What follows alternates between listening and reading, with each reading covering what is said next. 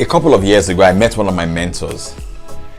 I'd written a new book then. This is because I've written 7 books. I think it was my 6th or 7th book. I was excited. He said, Paul, I'm excited for you, but here's what I want you to do. I don't want you to own the factory. I want you to own the market. So figure out a way to sell more of the book. And that lesson stuck with me.